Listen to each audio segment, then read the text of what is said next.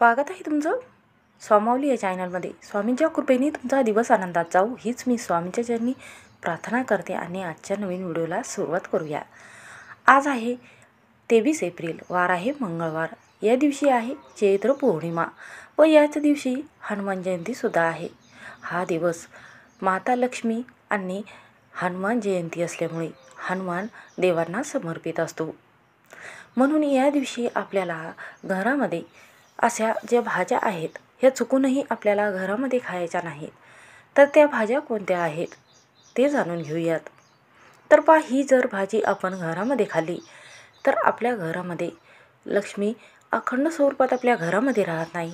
त्याचबरोबर जे बजरंगबली आहे, हनुमान आहे, ते आपल्यावर क्रोधित होत असतात व त्याचबरोबर जी आपली कुलदेवी आहे, जी आपली कुळाचं रक्षण करत असते, ती आपल्या घरामध्ये कायमची वास्तव्य करत नाही। आपल्या घरामध्ये विघ्न आणून देते, संकट आणून देते व त्याचबरोबर प्रत्येक कामामध्ये यशप्राप्ती आपल्याला होणार नाही, पैसा घरामध्ये टिकणार नाही, घरामध्ये वाईट शक्ती, त्याचबरोबर घरामध्ये नकारात्मकता कायम टिकून राहील।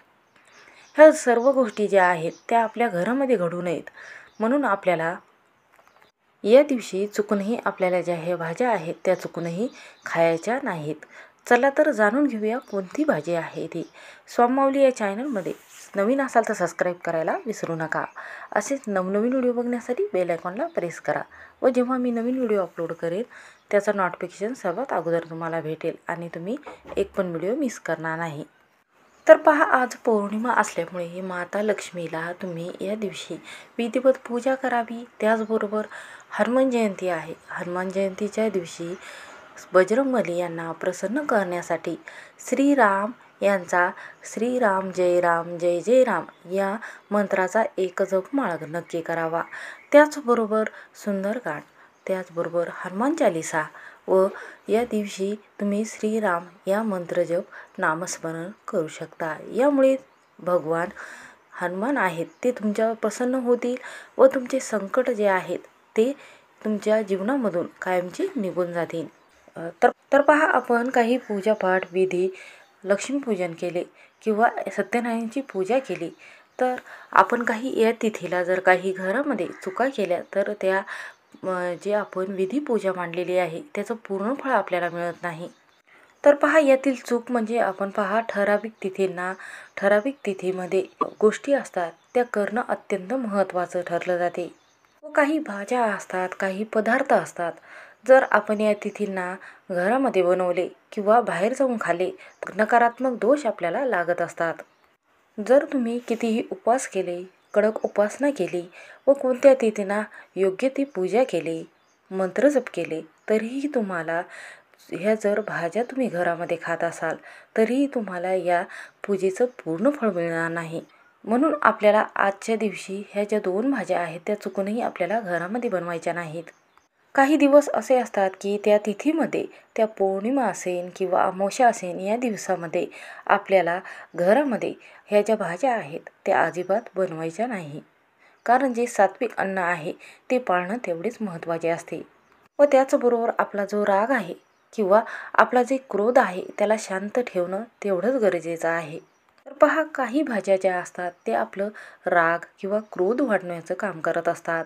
जर एखाद्या विधीमध्ये, पूजेमध्ये जर आपल्याला राग आला तर ते आपलं कार्य जे आहे, जी पूजा आपण करत आहोत ती पूजा जी आहे ती सफल होत नाही, म्हणून त्याचं फळ आपल्याला लवकर मिळत नाही। तर यामध्ये पहिली भाजी जी आहे ती घेवड्याची भाजी आहे। तर घेवड्याच्या भाजीचा संबंध थेट आपल्या मुलाशी संतती प्राप्तीसाठी येत असतो। ही जर भाजी आपण खाल्ली तर आपल्या मुलाला आजार होईल किंवा त्याच्या मागे संकट निर्माण होईल व त्याला कोणत्याही गोष्टीमध्ये व नोकरीमध्ये बढती होणार नाही, शैक्षणिक प्रगतीमध्ये यशप्राप्ती होणार नाही। म्हणून तुम्ही जी घेवड्याची भाजी आहे ती चुकूनही घरामध्ये या दिवशी वर्ज्य करावी। आणि दुसरी भाजी जी मांसाहारी पदार्थ आहेत जसे की अंडे असेल, मच्छी असेल किंवा काही तामसीन पदार्थ असेल तर या पौर्णिमेच्या दिवशी तुम्हाला चुकूनही घरामध्ये बनवायची नाही किंवा बाहेर जाऊन खायची सुद्धा नाही। कारण या दिवशी लक्ष्मी पौर्णिमा आहे कारण या दिवशी चैत्र पौर्णिमा आहे, ती अत्यंत मोठी मानली गेलेली आहे. 12 महिन्यातून ही पहिली पौर्णिमा आहे.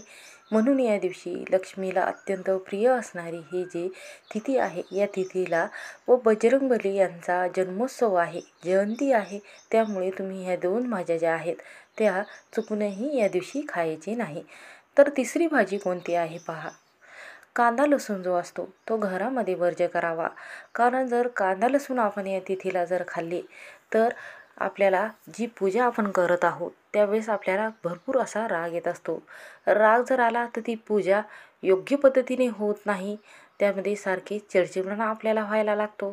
त्यामुळे त्या पूजेचं फळ आपल्याला मिळणार नाही. म्हणून तुम्ही कांदा लसूण हा पौर्णिमा असेल, अमावस्या असेल किंवा एखादी चांगली तिथी असेल किंवा एकादशी असेल, या दिवशी तुम्ही चुकूनही ह्या ज्या भाज्या आहेत त्या चुकूनही खाऊ नये. कारण या दिवशी जर तुम्ही ह्या भाज्या खाल्ल्या तर तुमच्या घरामध्ये संकट निर्माण होईल, दुःख निर्माण होईल व तुमच्या घरामध्ये पैसा हा टिकून राहणार नाही. म्हणून तुम्ही या दिवशी चुकूनही ह्या भाज्या ज्या आहेत त्या वर्ज्य कराव्यात. अशा ह्या 2 भाज्या तुम्ही चुकूनही खाऊ नका. श्री स्वामी समर्थ. व्हिडिओ आवडला असेल तर स्किप न करता शेवटपर्यंत नक्की पहा.